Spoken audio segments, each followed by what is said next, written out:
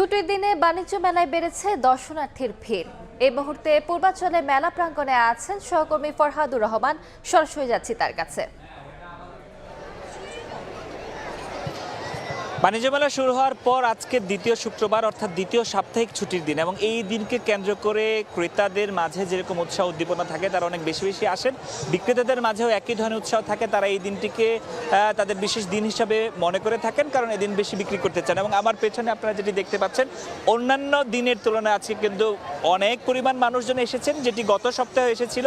এখানকার বাণিজ্য মেলা সংশ্লিষ্ট যারা আছেন তারা জানিয়েছিলেন গত শুক্রবার 60,000-এর মতন দর্শনার্থী এসেছিলেন। আজকেও কিন্তু একই ধরনের দর্শনার্থীদের উপস্থিতি আমরা দেখতে পাচ্ছি।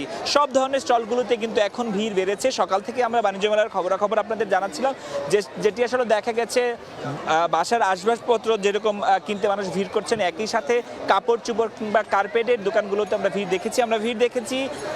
জুতার দোকানে ভিড় দেখেছি, বাচ্চাদের খেলনার জিনিসপত্র যেসব দোকানে বিক্রি হয় সেসব দোকানে আমরা ভিড় দেখেছি।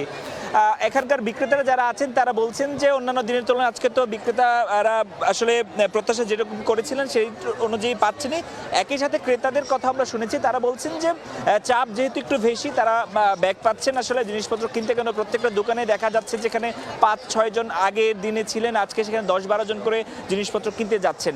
এবং যেটি আমরা ক্রেতাদের কাছ থেকে অভিযোগ পেয়েছি যে এখানকার যে জিনিসপত্রের মান আসলে যেটি অন্যান্য সাধারণ যে বাজারঘাট আছে সেই বাজারঘাটের মতনই আছে।